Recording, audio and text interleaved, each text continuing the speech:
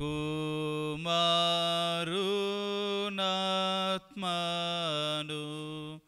ఆమేన్. అంటే కూర్చోండి పర్లేదు. ప్రార్థన చేసుకుందామండి. పరిశుద్ధుడా, ప్రేమగల మా ప్రభువా, మహోన్నతుడా, సర్వాధికారి, సృష్టికర్త, సైన్యములకు అధిపతి యెహోవా, మారణ మా ప్రభువా, అద్భుతకరుడా, ఆలోచనకర్త, రాజులకు రాజా, సైన్యములకు అధిపతి యెహోవా, మీకే వందనాలు స్తోత్రాలు చెల్లించుకుంటున్నాం తండ్రి.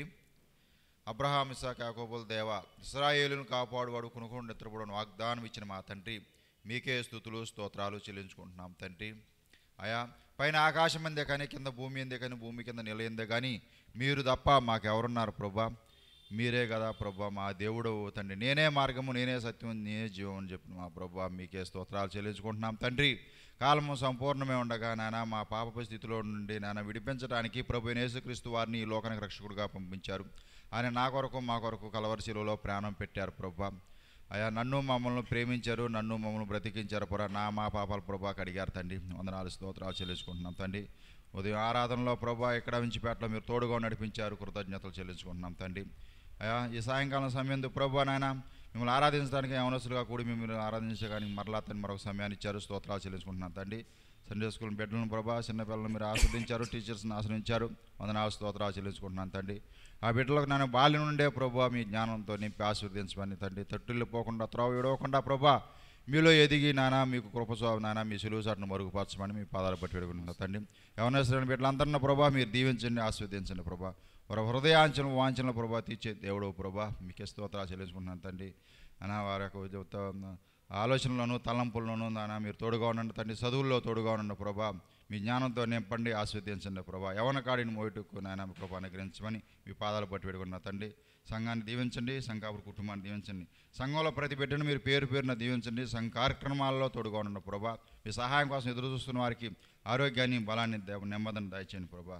తండ్రి బిడ్డను వృద్ధులను యవనస్తులను దీవించండి, ఆస్వాదించండి ప్రభా. నాయన శంకాపుర గారు నాన్న యుఎస్ నుంచి ఆంటీ గారు ఇద్దరు బయలుదేరి వస్తున్న నెలాఖరులో ప్రభా మీ కృప అనుగ్రహించండి ప్రభా. క్షేమంగా మా మధ్యలోకి తీసుకురామని మీ పాదాలు బట్టి పెడుకున్నాను తండ్రి. ఈ సమయాన్ని మా కొరకు ఆస్వాదించండి ప్రభా. నాన్న మీ బిడ్డలైన అందరిలో ప్రభా నాన్న తోడుకొని తీసుకురండి సకాలంలో ప్రభా. క్షేమంగా మీ బిడ్డ ద్వారా ఆనందాన్ని ద్వారా మీరు మాట్లాడండి నాయన. ఆ మాటల్లో ఉన్నటువంటి అర్థాన్ని మీరు గ్రహించి ప్రభా మీ రాకడ కొరకు నాయన మేము వాటిని పదిలపరుచుకుని హృదయంలో ఉంచుకొని ప్రభా మేము మీకు సమీపస్తులుగా దగ్గర అవడానికి దాన్ని వాక్యం ద్వారా తండ్రి ఆ మాటలను నాయన విని నేర్చుకుని వారు వినటి వాళ్ళు విశ్వాసం కలుగుతుంది. వినగలిగే చెవులు మాకు దయచేయమని, అపవాదికి ఎక్కడ తావులేకుండా మీరే కంచి వేయమని ప్రభా. మీరు అక్కడ కొరకు ఎదురు చూసి వారంగా నిరీక్షణ కలిగిన వారం ఉంటుకుని నన్ను మమ్మల్ని తయారు చేయమని దీవించి ఆశీర్వదించమని యేసుక్రీస్తు పరిశుద్ధ నామంలో అడిగి వేడుకుంటున్నాము మా తండ్రి. ఆమేన్. పాట సంఖ్య 229 పాడుకుందాం. పాట సంఖ్య 229.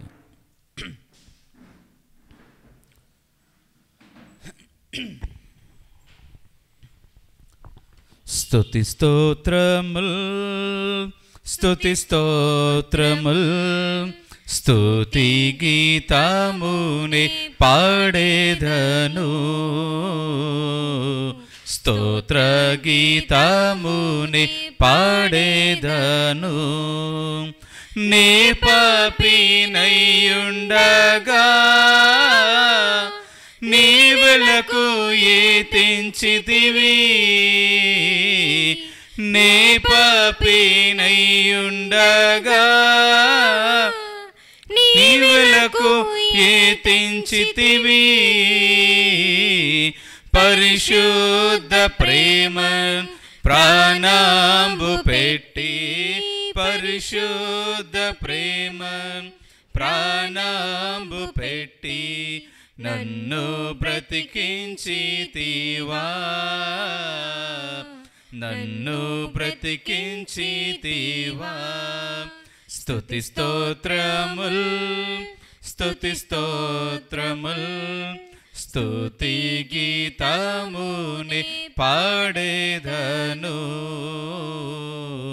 స్తోత్ర గీతముని పాడేదను ఓ నాదు యేసయ్య నీకై నేనేమి చేసేదను ఓ నా నాదు యేసయ్య నీకై నేనేమి చేసేదను ఏమీయులేని వాడాను నేను ఏమీయులేని వాడాను నేను నీకేమి అర్పింతును నీకేమి అర్పింతును స్తుతి స్తోత్రముల్ స్తుతి స్తోత్రముల్ స్తుతి గీతముని పాడేదను స్తోత్ర గీతముని పాడేదను ఎన్నికలేని వాడా ఎన్నిక చేసితివి ఎన్నికలేని వాడా ఎన్నిక చేసితివి కష్టములెన్నైన నష్టములెన్నైన కష్టములెన్నైన నష్టములెన్నైన నిన్నే వెంబాడింతును నిన్నే వెంబాడింతును స్తుతి స్తోత్రముల్ స్తుతి స్తోత్రముల్ స్తుతి గీతముని పాడేదను స్తోత్ర గీతముని పాడేదను నన్ను నీ కృపతోడా నీ ఆత్మతోడా నింపి నన్ను నీ కృపతోడా నీ ఆత్మతోడా నింపి పాపులకందరికి నీదు సువార్త పాపులకందరికి నీదు సువార్తన్ ప్రకటింప సాయపడుమా ప్రకటింప సాయపడుమా స్తుతి స్తోత్రముల్ స్తుతి స్తోత్రముల్ స్తుతి గీతముని పాడేదను స్తోత్ర గీతముని పాడేదను కన్నీటి ప్రార్థనను నీ వాక్య పరిచర్యను కన్నీటి ప్రార్థనను నీ వాక్య పరిచర్యను పరిశుద్ధాత్మ సహాయమును పరిశుద్ధాత్మ సహాయమును సమృద్ధిగా నాకిమ్ము సమృద్ధిగా నాకిమ్ము స్తుతి స్తోత్రముల్ స్తుతి స్తోత్రముల్ స్తుతి గీతముని పాడేదను స్తోత్ర గీతముని పాడేదను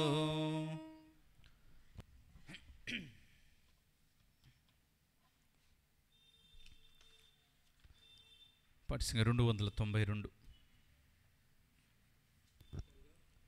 292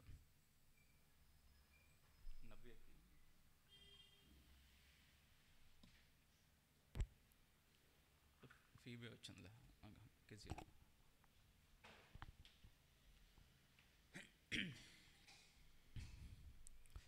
పాటిసింగ 292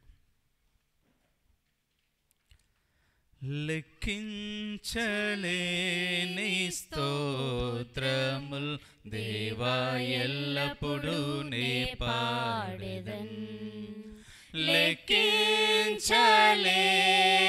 స్తోత్రముల్ దేవా ఎల్లప్పుడూ పాడెదన్. ఇంతవరకు నా బ్రతుకులో నీవు చేసిన మేలకై, ఇంతవరకు నా బ్రతుకులో నీవు చేసిన మేలకై లెక్కించలేని స్తోత్రముల్ దేవా ఎల్లప్పుడూ నే పాడెదన్. ఆకాశమహాకాశముల్ వాని క్రిందున్న ఆకాశము, ఆకాశమహాకాశముల్ వాని క్రిందున్న ఆకాశము, భూమిపై కనబడునవన్నీ ప్రభువా నిన్నే కీర్తించు. భూమిపై కనబడునవన్నీ ప్రభువా నిన్నే కీర్తించు. లెక్కించలేని స్తోత్రముల్ దేవా ఎల్లప్పుడూ నే పాడెదన్. అడవిలో నివసించునవన్నీ సుడిగాలి మంచును, అడవిలో నివసించునవన్నీ సుడిగాలి మంచును, భూమిలో నున్నవన్నీ దేవా నిన్నే పొగడును. భూమిలో నున్నవన్నీ దేవా నిన్నే పొగడును. లెక్కించలేని స్తోత్రముల్ దేవా ఎల్లప్పుడూ నే పాడెదన్. లెక్కించలేని స్తోత్రముల్ దేవా ఎల్లప్పుడూ నే పాడెదన్.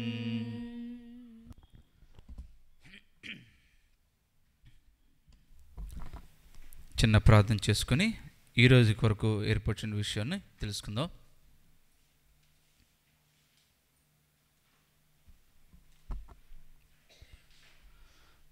మహోన్నతుడా, మహిమాన్వితుడా, మహిమగల మహారాజా, మీకు స్తుతులు స్తోత్రాలు చెల్లించుకుంటున్నాం.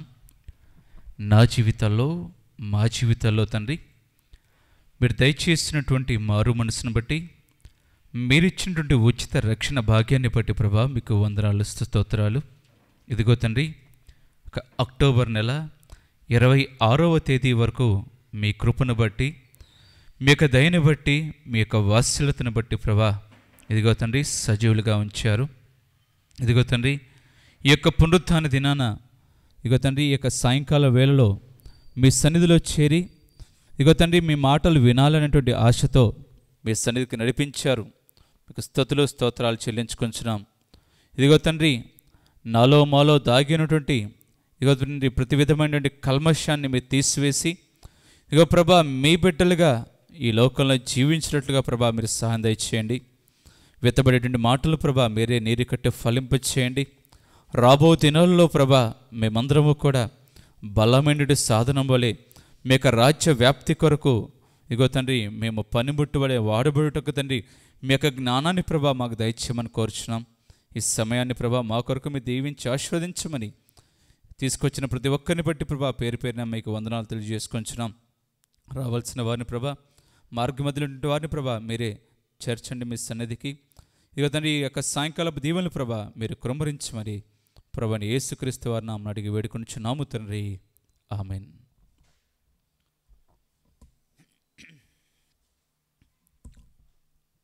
పోయిన వారం చెప్పుకున్న విషయం ఏంటి? పోయిన వారం చెప్పుకున్న విషయం బైబిల్ తీయకుండా పుస్తకం తీయకుండా చెప్పగలరా?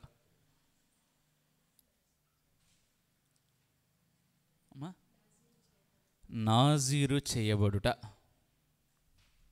ఎందుకంటే మనం చాలా వింటుంటాం కదా, మర్చిపోతుంటాం కొన్ని. కానీ గుర్తుపెట్టుకోవాలి కొన్ని విషయాలు, మరి ముఖ్యంగా దేవుని విషయాల్లో గుర్తుపెట్టుకోవాలి. సరే, ఈరోజు ఏర్పాటు చేసినటువంటి విషయం ఏమిటంటే కపటోపాయములు. కష్టంగా ఉంది కదా పదం. కపటోపాయములు అనగా కపటమైనటువంటి ఆలోచనలు. దీనికి అర్థము కపటమైనటువంటి ఆలోచనల్ని కపటోపాయములు అంటారు. ఇవి జీవగ్రంథంలో కొన్ని రాయబడి ఉన్నాయి, నాకైతే కొన్ని దొరికాయి. ఎవరెవరి మీద ఈ కపటోపాయములు పన్నారో అవి ఇక సాయంకాల సమయం తెలుసుకుందాం.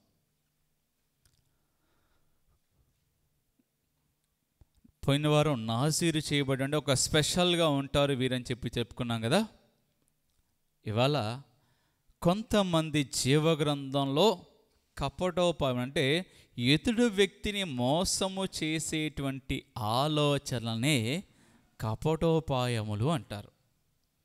అంటే వీరి మాటల ద్వారా కావచ్చు, చేలతల ద్వారా కావచ్చు, ఆలోచనల ద్వారా కావచ్చు, ఏదైనా కానివ్వండి, ఎదుటి వ్యక్తిని మాత్రం మోసం చేస్తారు.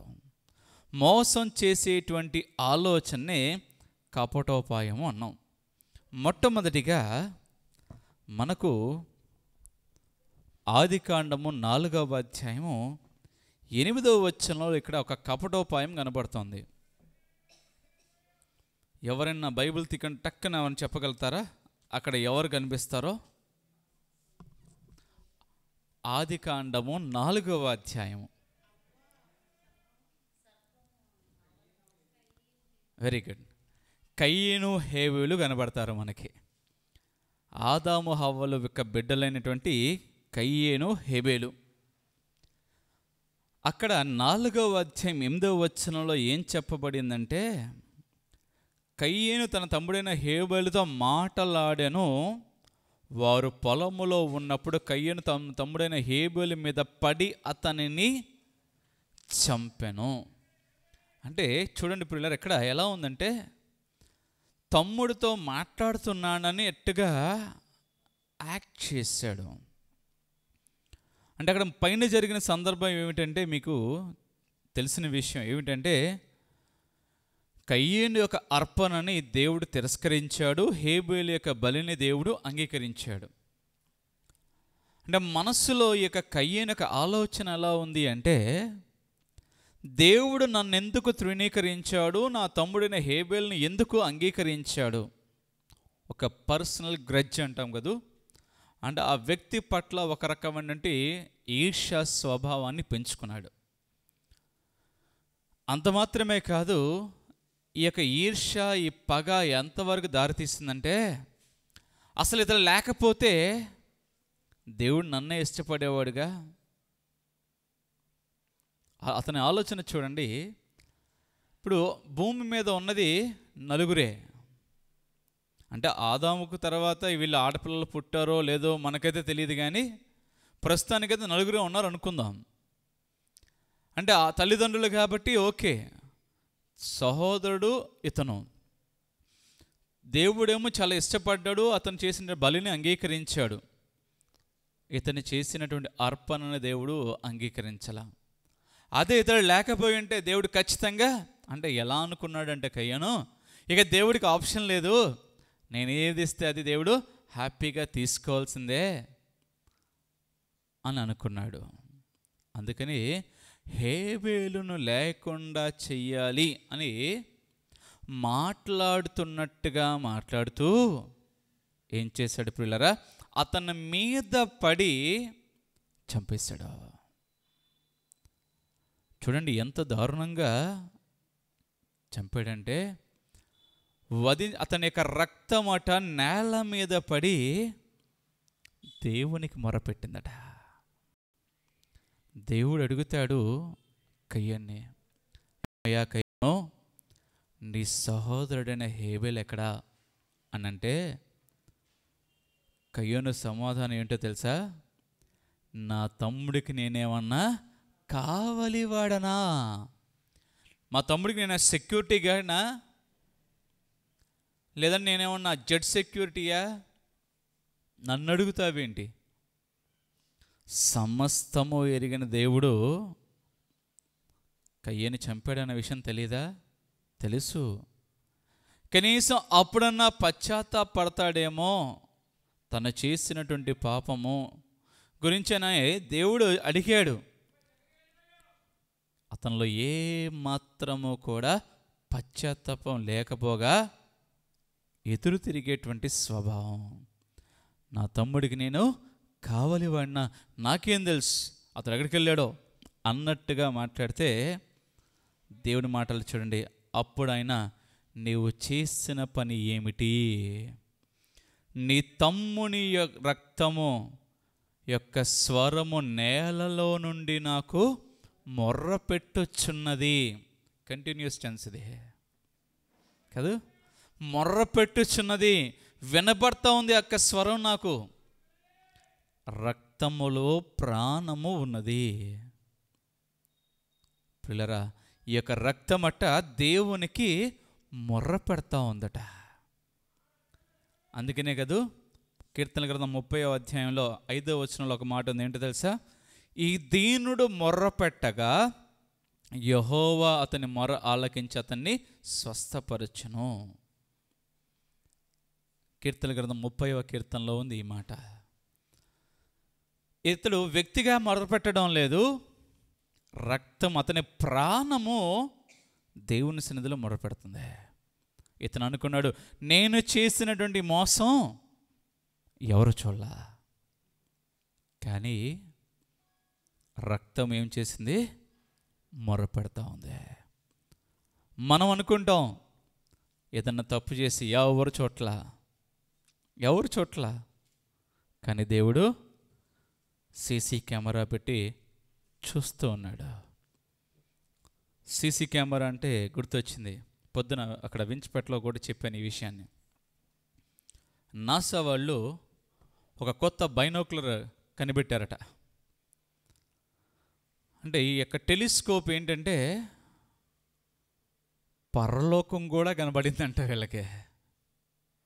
ఫుటేజ్ ఉంది, అంటే నా దగ్గర పెట్టారని అది క్లిప్పింగ్ నా దగ్గర ఉంది. పరలోకం కూడా కనబడింది, ఇది పరలోకం ఉంది, ఇది నిజం అని నాసా వాళ్ళు డిక్లేర్ చేశారు. అంతేకాదు పరలోకమే కాదు, నరకం కూడా ఉంది. బ్లాక్ హోల్ అనేది ఒకటి కనపడుతుంది, అది పాతాళము, అది నరకము, అది కూడా ఉంది అని చెప్పి బైబిల్ని వాళ్ళు ఎలివేట్ చేస్తూ ఒక స్టేట్మెంట్ పాస్ చేశారు. చూడండి పిల్లరా, మరి వాళ్ళు నిజంగా చెప్పారో మరి ఏంటో తెలియదు, కానీ అంటే నేను చూస్తున్నప్పుడు దొరకంగా వెంటనే స్క్రీన్ షాట్ తీసుకున్నా. వాళ్ళు నిజం చెప్పారు అబద్ధం చెప్పారు అనేది మనకు తెలుసు, ఎందుకంటే పరలోకం ఉందని మనకు తెలుసు. సైంటిస్టులు ఊరుకునే చెప్పరు without any practical and theoretical evidence. ఆ ఎవిడెన్స్ లేకపోతే వాళ్ళు ఒప్పుకోరు కూడా. వాళ్ళే నిర్ధారించారు అంటే ఆలోచించదగ్గ విషయమే. ఈ యొక్క హేబేలు యొక్క రక్తము పరలోకములో ఉన్నటువంటి తండ్రికి మొర్ర పెట్టింది. అంటే చూడండి, అక్కడ అన్నాడు కదా, నువ్వు చేసిన పని ఏమిటి? నేను చాలా ఆకాశము నుండి నిన్ను చూసేశాను. ఆయన కనులు భూలోకమంతటా కూడా సంచరించుచున్నవి, ఎవరెవరు ఏం చేస్తున్నారా అని ఆయన ప్రతి వాని యొక్క క్రియలు చూస్తూ ఉన్నాయి. కీర్తన గ్రంథం 139లో కూడా ఉంది అండి, నేను కూర్చుండట నేను లేచుట నీకు తెలియను, నేను సముద్రం లోపలికి వెళ్ళాను అక్కడ ఉన్నావు, నేను వేకురేకులు కట్టుకొని ఎక్కడికి వెళ్ళినా నువ్వు అక్కడే కనపడుతూనే ఉన్నావు, నీ కన్ను దృష్టి నేను తప్పించుకోగలనా అన్నట్టుగా చెప్తున్నాడు. నీ సన్నిధి నుండి నేను ఎక్కడికి పారిపోవుదును. ఎక్కడికి వెళ్ళినా దేవుడు ఏమంటాడు? హలో అంటాడు, అంతే. కాబట్టి ఇక్కడ కయ్యోను చేసినటువంటి యొక్క కపటోపాయము మొదటి నరహత్య. బైబిల్లో మొట్టమొదటి నరహత్య చేశాడు. దాని ఫలితము దేశదిమ్మరైపోయాడు. ప్రియులరా, దేవుడు అతన్ని శపించేశాడంతే. చాలామంది ఎదుటి వ్యక్తుల్ని దేవుడు ఆశీర్వదిస్తే వీళ్ళు తట్టుకోలేరు. ఎందుకు తట్టుకోలేరు? ఎక్కడ ఆశీర్వాదం వాళ్ళకే వస్తుందా అని తట్టుకోలేరు. అలాంటి వారు ఏం చేస్తారు? వాళ్ళు చేయాల్సిన పని మానేసి ఎదుటి వ్యక్తి యొక్క దీని కొరకు ఏంటంటే వాళ్ళని ఏదన్నా సరే పడేయాలని చేయాలని వాళ్ళ గురించి ఆలోచన చేస్తారు. అలాంటి వారు ఏం చెబుతారు తెలుసా? వారు తవ్విన గుంటలో వాళ్ళే పడిపోతారా. దేని వాక్యం చెప్తుందిగా, తాము ఒడ్డిన వలలో వారే చిక్కుకొనిరి. ఎదుటి వ్యక్తిని మనం నాశనం చేద్దామని ఎంత ప్రయత్నం చేస్తే మనమే అంతిదిగా నాశనం పాలవుతాము. ఇతను నాశనం చేద్దాం అనుకున్నాడు, చంపేశాడు. కానీ దేవుడు ఏం చేశాడు? అతని జీవితాన్ని దేశదిమ్మరైపోయేలా చేశాడు. రెండవ వ్యక్తి చూడండి, ఆదికాండం 27వ అధ్యాయంలో ఇక్కడ రిబ్కా చేసినటువంటి కపటోపాయం కనబడుతుంది.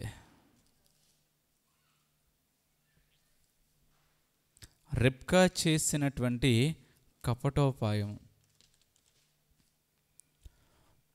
ఏం చేసిందో తెలుసుగా మీకు. ఇక్కడ ఇస్సాకు వయస్సు మీద పడిన తర్వాత తనకిష్టడైనటువంటి ఏసావును, తండ్రికి ఇద్దరూ ఇష్టమే, కాకపోతే పెద్దవాడి మీద కొంచెం ఎక్కువ ఉంటుంది, లేదంటే కొంచెం చిన్నవాడి మీద కొంచెం, కానీ ఎవరో ఒకరి మీద కొద్దిగా ప్రేమ ఉంటుంది. ఇస్సాకు ఏమనంటే, అయ్యా ఏసావు, నువ్వు వేటగాడి, మంచి వేటగాడివి కదా, నువ్వు మంచి వేటాడి ఒక జంతువుని నాకు తీసుకొచ్చి మంచిగా మాంసం అది తీసుకొని వచ్చి పెట్టు, నేను దీవిస్తాను అని చెప్పి చెప్తే ఈమె చాటుగా వింటుంది. ఎవరు విన్నారు? రిబ్కా. ఏమనుకుని ఉండాలి? తండ్రి దీవెనలో ఇద్దరికి సమానంగా ఉంటే బాగుంటుంది కదా అని అనుకుని ఉండాలి. కానీ ఏమే చిన్న కొడుకు అంటే అపరిమితమైనటువంటి ప్రేమ. కొంతమందికి అంతే కదా, చిన్నోళ్ళంటే కొంచెం ఎక్కువ గారాబం చేస్తారు. ఏమే అతి గారాబం చేసింది యాకోబుని. చేసి యాకోబుని పిలిచి, అయ్యా యాకోబు, నేను ఇప్పుడే ఒక న్యూస్ విన్నాను, మీ నాన్న ఏసావుని పిలిచి మాంసం తీసుకొని రా, లేదంటే మంచి కూర తీసుకొని రా, నిన్ను దీవిస్తానన్నాడు. మీ అన్న ఏమో అక్కడికో వెళ్ళిపోయాడు. ఈలోపు మీ అన్న వచ్చే లోపు నువ్వేం చేయాలి? మన పశువులో దాన్ని పట్టుకురా, మంచిగా నేను వంట చేస్తా, మీ నాన్న దగ్గరికి వెళ్ళు. ఆయన కళ్ళు కనపడవు కదా, వెంటనే గుర్తుపట్టలేడు. కాబట్టి నువ్వేం చేస్తావు? తీసుకుని వెళ్ళిపోయావు అనుకో, నీకు దీవెనలన్నీ నీకు వచ్చేస్తాయి. చూడండి, తల్లి చేసినటువంటి ఈ పనికి నేను అనుకుంటున్నా, ఇది నా యొక్క అభిప్రాయమే, మోసం చేసి సంపాదించుకున్నాడు కాబట్టే ఈ యొక్క యాకోబు తన మామ చేతిలో మోసపోయాడు. 1 కాదు 2 కాదు 14 సంవత్సరాలు ప్రియులరా బానిసత్వం చేశాడు. 14 సంవత్సరాలు అంటే ఆలోచన చేయండి. అంటే తల్లి యొక్క ప్రోత్సాహం ఉన్నప్పటికీ ఇతను ఏమని ఉండాలి? అర్రర్రే అలా వద్దులే అమ్మా, నాకు అన్నకి సమానంగా ఉండాలి, లేదంటే అన్న దీవెనలు అన్నకి ఇచ్చేయని, నాకున్న ఏదో నాకుంటాయిలే అని అనుండొచ్చు. కానీ ఏమన్నాడు? దీవెనలన్నీ నాకే కావాలి అన్నట్టుగా వెళ్ళిపోయాడు. చూడండి పిల్లరా, కొంతమంది మనం అనుకుంటాం నాకే అన్నీ కావాలి, పక్కన వాళ్ళ గురించి మనం ఆలోచన చేయం. అలాంటప్పుడు ఏమవుతుంది తెలుసా? ఉన్న ఆశీర్వాదం కూడా పోయి ఏమీ లేకుండా అయిపోతాయి. అంత ఆశీర్వాదం ఉంది, అన్ని దీవెనలు ఉన్నాయి, అన్నీ కూడా అయినా ఏమైంది? 14 సంవత్సరాలు బానిసగా బతకాల్సి వచ్చింది. అఫ్కోర్స్ ఏశావును పరీక్షించాడు దేవుడు. అఫ్కోర్స్ తనకి జ్యేష్ఠత్వాన్ని ఒక చిక్కుడుగల కూర కోసం అమ్మేసుకున్నాడు. అంటే ఒక ఛాన్స్ ఇచ్చాడు దేవుడు. అఫ్కోర్స్ ఉపయోగించుకోలేదు, తోసేశాడు. కానీ చేసినటువంటి ఒక పాపానికి ఎప్పుడూ కూడా ప్రతిఫలం అనుభవించాల్సిందే. అది ఇప్పుడు కాకపోతే ఇంకొకప్పుడైనా, ఎప్పుడైనా సరే. అందుకనే పాపం వలన వచ్చు జీతం మరణము. రోమిలికి రాసిన పత్రిక 6వ అధ్యాయము 23వ వచనంలో ఉంది ఈ మాట. ఏలయనగా పాపము వలన వచ్చు జీతము మరణము. ఏ పాపం చేసినా దానివల్ల ఖచ్చితంగా పనిష్మెంట్ అయితే ఉంటుంది. అన్నను మోసం చేయాలనేటువంటి ఆలోచన వచ్చినటువంటి ఇతనికి దేవుడు ఏం చేశాడు? తన మేనమామ లాభాను ఇతని రూపంలో దేవుడు ఏం చేశాడు? గుణపాఠాన్ని నేర్పించాడు. తరువాత వ్యక్తి చూడండి,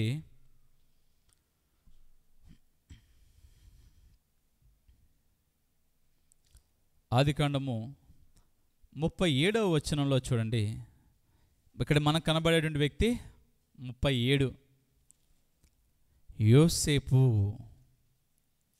యోసేపు ఇస్సాకు కుమారుడైనటువంటి యాకోబు కుమారుడైనటువంటి యోసేపు. ఇక్కడ 37వ అధ్యాయము 18వ వచనంలో అన్నల చేత కపటోపాయము వల్ల ఏం చేయబడ్డాడు? ఐగుప్తుకు అమ్మబడ్డాడు. ఏం చేశారు అన్నలు?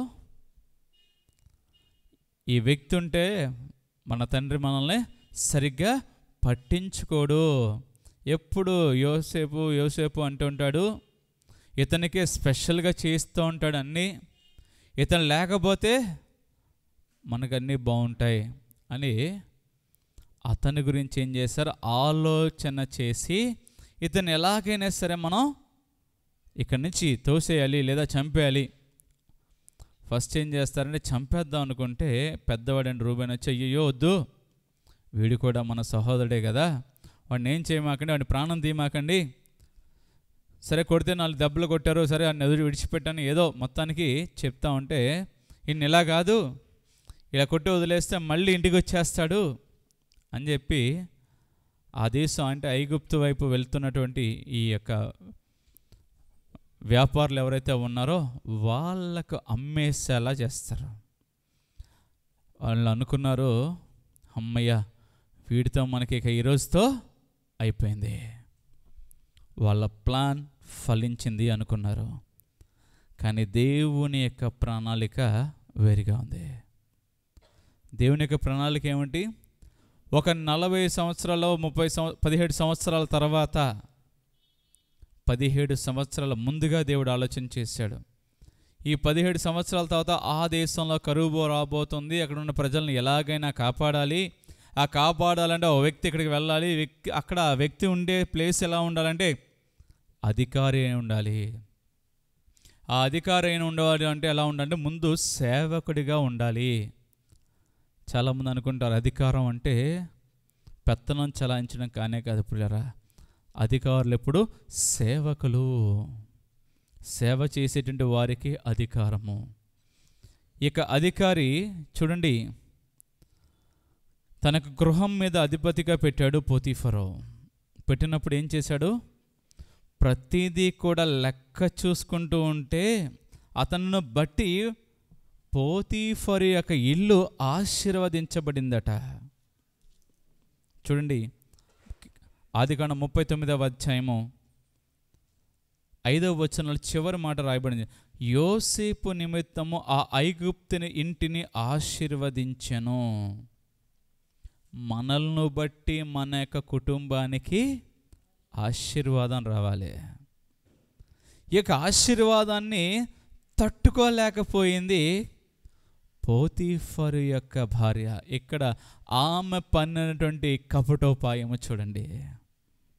ఈ విషయాన్ని మనకి 39వ అధ్యాయము 13వ వచనం నుండి 19వ వచనం వరకు కనపడుతూ ఉంది. యోసేపు మీద పన్నినటువంటి కపటోపాయము, అతడు చెయ్యనిటువంటి పనికి అతని మీద నిందను మోపింది. ఒక్కొక్కసారి మనం తప్పు చేయకపోయినా నింద మోయాల్సినటువంటి పరిస్థితి ఏర్పడుతుంది. తప్పు చేయలేదు అయినప్పటికీ పరిస్థితులు మనకు అనుకూలంగా ఉండవు. ఆ పరిస్థితులు ఎలా ఉంటాయి అంటే మనం ఇక ఏం చేయలేని పరిస్థితి.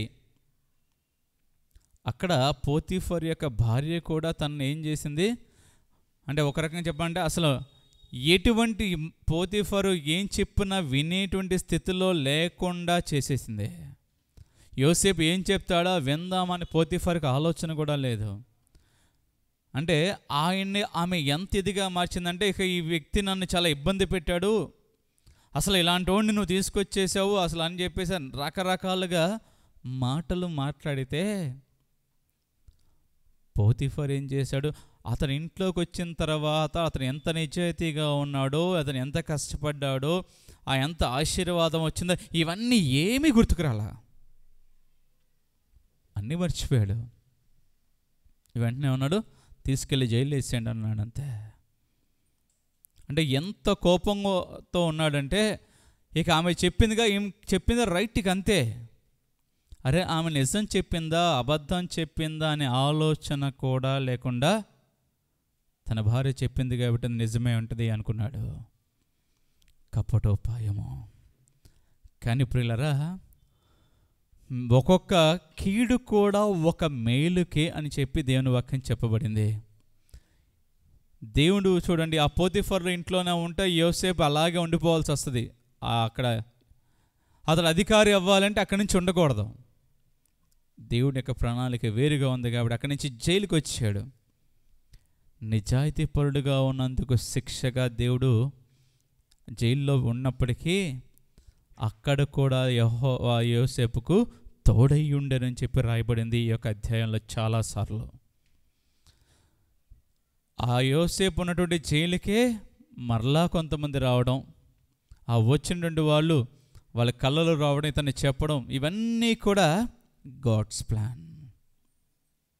యోసేపు ద్వారా మనం తెలుసుకోవాల్సింది ఏంటంటే, మన మీద ఎవరైనా అన్యాయముగా కానీ ఎవరైనా మన మీద కావాలని కానీ నిందలు వేస్తే భరించడమే. ఎందుకు? దేవుడు అన్నాడు, పగ తీర్చుట నా పని.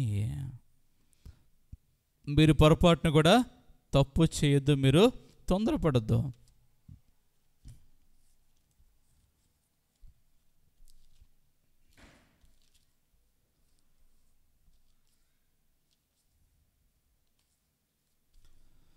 రోమిలికి రాసిన పత్రిక 12వ అధ్యాయంలో ఉంది చూడండి. 12వ అధ్యాయం 19వ వచనంలో, ప్రియులారా మీకు మీరే పగ తీర్చుకొనక దేవుని ఉగ్రతకు చోటియుడి. పగ తీర్చుట నా పని, నేనే ప్రతిఫలమిత్తును. చూసారా? తర్వాత జరిగింది ఏమిటి చరిత్రలో?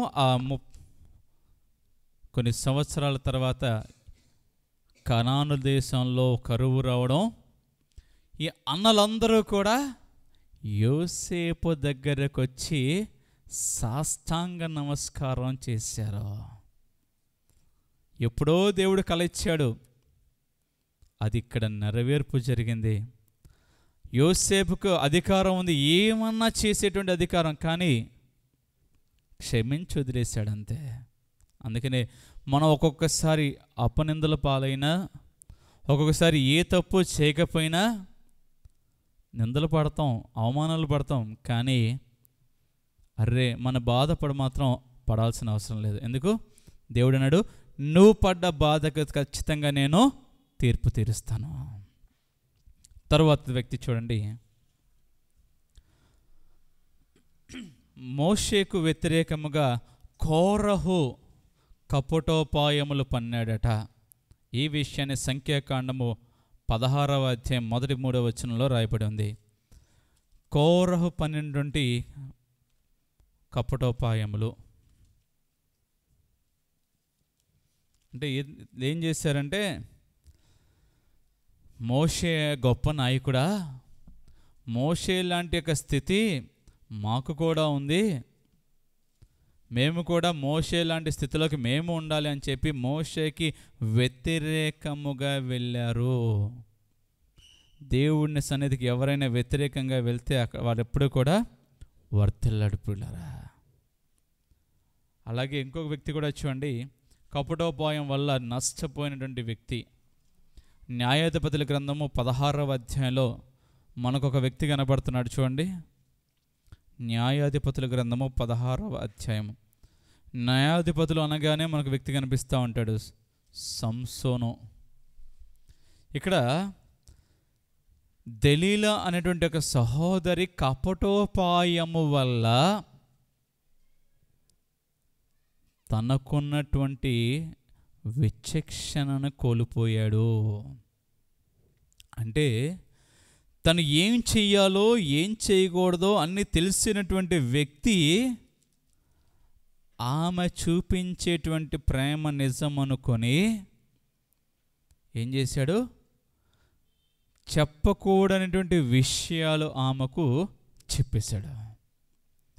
అంటే ఏమిటా చెప్పకూడని విషయం అంటే, తన యొక్క బలము యొక్క రహస్యము ఎక్కడ ఉందో ఫిలిస్తీన్లు పదే పదే ఆమెను అడుగుతున్నారు. అతని బలం ఎక్కడుందో తెలుసుకో, అతని యొక్క బలహీనత ఏమిటో తెలుసుకుంటే మనం అతన్ని చంపేయచ్చు, ఈ ఇశ్రాయేలు ప్రజలను మనం జయించవచ్చు అని చెప్పి ఆ దెలీలాని ప్రోత్సాహపడితే ఈమెం చేసిందంటే, నా దేశం కోసం నేను ఏమైనా సరే చేస్తాను అని కపటమైనటువంటి ప్రేమతో సంసోను దగ్గరికి వచ్చి,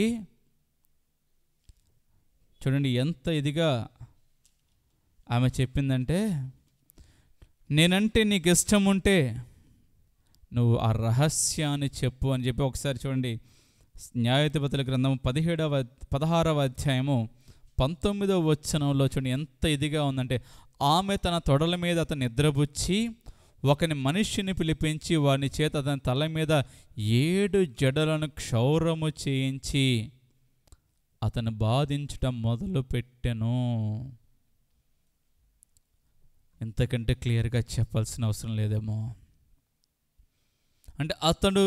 అంటే ఆమెను చాలా బ్లైండ్గా నమ్మేశాడు. కానీ ఆమె నమ్మినంత ఇదిగా చూడండి, ఎంత నమ్మకంగా అయితే సంసోను నమ్మాడో అదే నమ్మకంగా ఫిలిస్తీన్లకు ఏముంది, నమ్మకస్తురాలుగా ఉంది. కాబట్టి సంసోనుని మోసం చేసేసింది. ఈ దెలీలా పన్నినటువంటి కపటోపాయాన్ని కనుగొనలేకపోయాడు సంసోను. దానికి ఫలితంగా ఏం చేయబడ్డాడో తెలుసుగా, తన ప్రాణాన్ని తనే తీసుకునేలాంటి పరిస్థితి ఏర్పడింది. అంత్యదినం వచ్చేసరికి ఈ దాగోను దేవత కింద ఒక గుడి కింద 2 స్తంభాల మధ్య అతను నించోబెట్టారు, గొలుసులతో కట్టేశారు. మన ఆలోచన చేద్దాం, టెక్నాలజీ చూడండి ప్రియులారా, అంత పెద్ద గుడి 2 స్తంభాల మీద కట్టారంట. ఒక చిన్న బిల్డింగ్ కట్టాలంటే కనీసం 5-6 పిల్లర్లు వేస్తాం మనం. దాదాపు కొన్ని వేల మంది ప్రజలు ఉన్నటువంటి ఆ దేవాలయం 2 పిల్లర్ల మీదే కట్టారు. ఆ 2 పిల్లర్ల మధ్యలో ఇతను నిలబెట్టారు. కింద ప్రార్థన చేశాడు, అయ్యా నేను చేసిన తప్పుకి ఫలితంగా నేను చచ్చిపోతాను, నీకు వ్యతిరేకంగా ఉన్నారే వీళ్ళందరినీ కూడా చంపేస్తాను.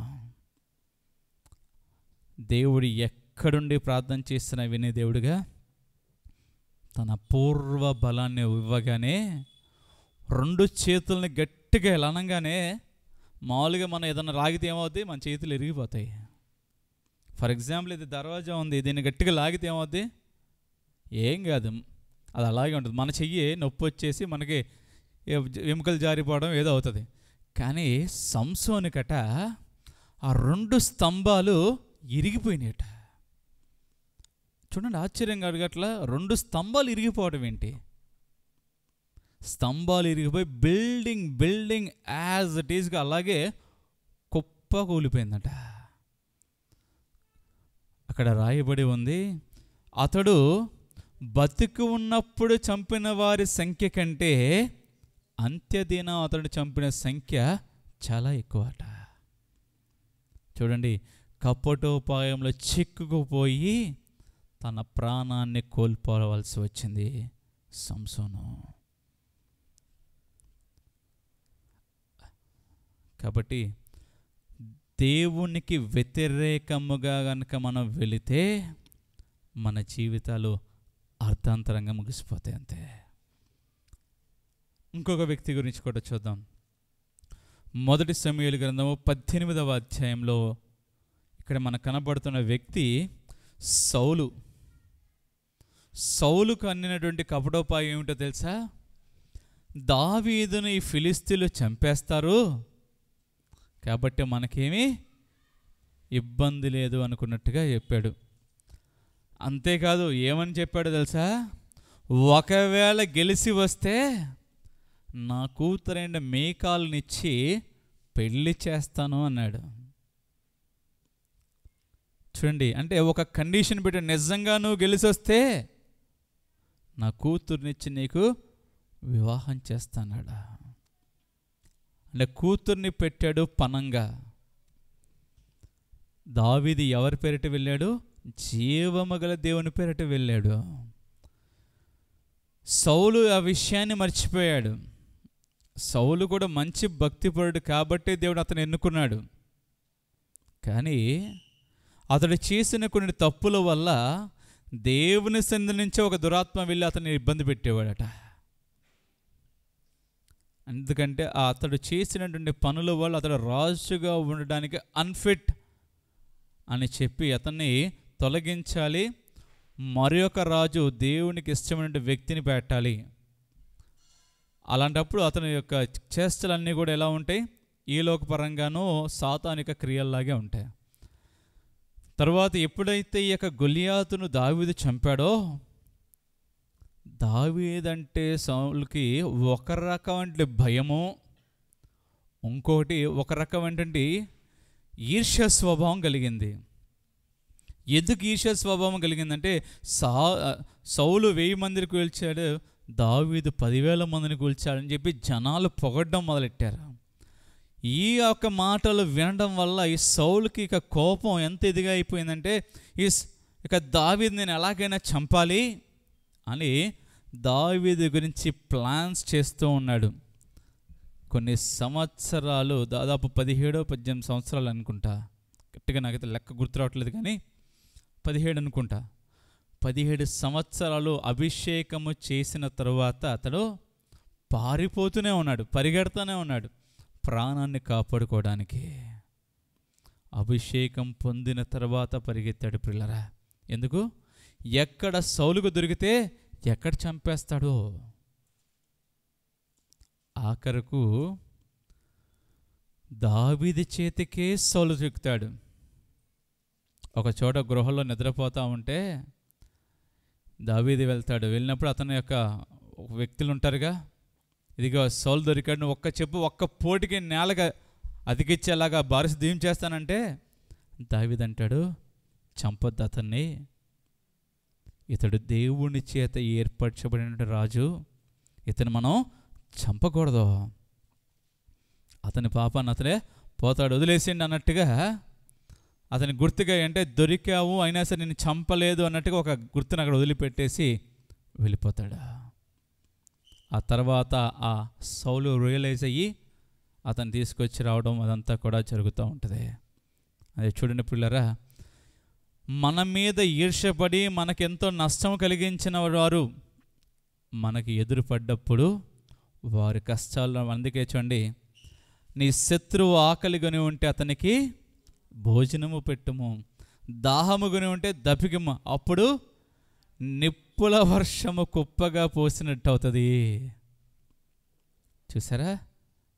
ఇది చేయాలి మనం, పగ తీర్చుకోవడం కాదు. ఈరోజుకి ఇంకొక వ్యక్తి గురించి మనం చూసి ఆపేద్దాం. ఇంకా చాలామంది ఉన్నారు, అయితే ఒక వ్యక్తి 2వ సమూయేలు 18వ అధ్యాయంలో దావీదు కుమారుడైనటువంటి అబ్షాలోము. దావీదు కుమారుడైనటువంటి అబ్షాలోము. ఇతడు దావీదుకి ఏం చెప్తాడంటే, నేను ఒక మొక్కుబడి ఉంది, ఆ మొక్కుబడిని చెల్లించుకొని వస్తానని చెప్పి బయలుదేరతాడు. అయితే ఇతని ఆలోచన ఏమిటంటే, దావీదుకు వ్యతిరేకంగా కొంతమంది జనాభాను పోగు చేసుకొని ఇతడు రాజు అవ్వడానికి ప్రయత్నం చేస్తాడు. అలా వెళ్ళే క్రమంలోనే ఏం జరుగుద్దో తెలుసుగా. అలా వెళ్తున్నప్పుడు ఈ అబ్షాలోము కట పొడవాటి జుట్టు ఉంటుందట. అంటే చాలా రింగుల జుట్టు, చాలా పొడుగు, అండ్ ఆచానుభావుడు అంటారే, చాలా మంచి హైటు, పర్సనాలిటీ, చూడంగల అబ్బా రాజు అంటే ఎలా ఉండాలి అన్నట్టుగా చాలా సౌందర్యవంతుడట అబ్షాలోము. ఇతడు వెళ్తున్నప్పుడు ఆ యొక్క ఊడలో మొత్తానికి చెట్ల కొమ్మల మధ్యలో అతను జుట్టు పట్టుకుని ఇరుక్కుపోతాడు. ఆ పక్కన ఉన్నటువంటి ఒక వ్యక్తి వచ్చి తన్ని తల కొట్టేస్తాడు. అంటే చూడండి, దేవుని నామానికి మనం వ్యతిరేకంగా మనం వెళ్తే, వేరే వాళ్ళ నాశనం చేద్దామని మనం అనుకుంటే ఆ నాశనం మన మీదకే వస్తుంది. కాబట్టి ప్రియులారా, కపటోపాయములు, ఎదురు వ్యక్తిని మనం దురుద్దేశంతో చేసేటువంటి ఆలోచనలు ఫైనల్గా అవి ఎవరైతే చేస్తారో వారి మీదకే వస్తాయి. ఇంకా కొన్ని ఉన్నాయి. ప్రభు చిత్తమైతే వచ్చే వారం వాటిని చూద్దాం. ప్రార్థన చేసుకుని కూటికను ముగించుకుందాం. సకల ఆశీర్వాదాలకు కారణభూతుడమే మా గొప్ప తండ్రి, మీకు వందనాలు స్తోత్రాలు చెల్లించుకొంచున్నాం. మేక కృప, మేక కాపుదల, భద్రత, క్షేమాన్ని బట్టి ప్రభా మీకు వందనాలు. ఇదిగో తండ్రి, ఇక సాయంకాల సమయంలో ప్రభా మీ సన్నిధిలో చేరగలిగేటువంటి అవకాశాన్ని దయచేశారు. మీకు వందనాలు, స్తుతులు, స్తోత్రాలు. ఇదిగో తండ్రి, ఈ దినాన ప్రభా కపటోపాయములు అనేటువంటి విషయాన్ని గురించి మేము తెలుసుకోవడానికి మీరు మాకు ఇచ్చినటువంటి అవకాశాన్ని బట్టి ప్రభా మీకు వందనాలు. ఈ జీవ గ్రంథంలో ప్రభా కొంతమంది వ్యక్తుల మీద వారు చేసినటువంటి మోసకరమైనటువంటి యోచనలు, వాటి ద్వారా వారు అనుభవించే శ్రమలు, ఇబ్బందులు, ఇదిగో తండ్రి మేము తెలుసుకోవడానికి మీరు మాకు అవకాశాన్ని ఇచ్చారు. ఇంకా కొన్ని విషయాలను ప్రభా మేము ధ్యానం చేయవలసిందిగా ఇదిగో తండ్రి మీరు మాకు ఇచ్చిన సమయాన్ని బట్టి ప్రభా మీకు వందనాలు. మిగతా వాటిని ప్రభా మీ చిత్తం అయితే మరి ఒక సమయాన్ని మాకు అనుగ్రహించండి. వీటిని తెలుసుకొని ప్రభా మా యొక్క జీవితాల్లో మేము ఎంత జాగ్రత్తగా ఉండాలో, ఇదిగో తండ్రి ఎంత మెలకువ కలిగి మేము జీవించాలో అనేటువంటి అవకాశాన్ని ప్రభా మాకు దయచేయండి. ఇదిగో తండ్రి మీ జ్ఞానంతో మమ్మల్ని నింపుతున్నందుకు ప్రభా మీకు వందనాలు. తిరిగి ప్రభా మా గృహాలకు వెళ్తుండగా మీ కృపను గ్రహించండి, క్షేమాన్ని ప్రభా దయచేయండి. రానుండిన 3 దినాలను ప్రభా మీ దృష్టిలో ఉంచుకోండి. వాతావరణాన్ని ప్రభా మీరు ఆధీనపరచండి. ఇదిగో తండ్రి, ఇక వాతావరణం అయితే ప్రభా తీవ్రమైన వర్షాలు అని వాతావరణ శాఖ హెచ్చరిస్తున్నప్పటికీ ఇదిగో తండ్రి రక్షించే దేవుడు మీరున్నారు, మాకే భయము లేదు. ఇదిగో తండ్రి, మీ యొక్క రక్షణ హస్తాలతో ప్రభా మా సంఘాన్ని, సంఘంలో ఉండే ప్రతి కుటుంబాన్ని, ప్రతి సభ్యుని ప్రభా మీరు కాపాడండి. ఇదిగో తండ్రి, మీ సన్నిధిలో ప్రభా మేము కలుసుకునేంత వరకు మీ మెండల దీవులతో ప్రభా మమ్మల్ని నింపమని ప్రభుని యేసుక్రీస్తు వారి నామమున అడిగి వేడుకొనుచున్నాము తండ్రి, ఆమేన్.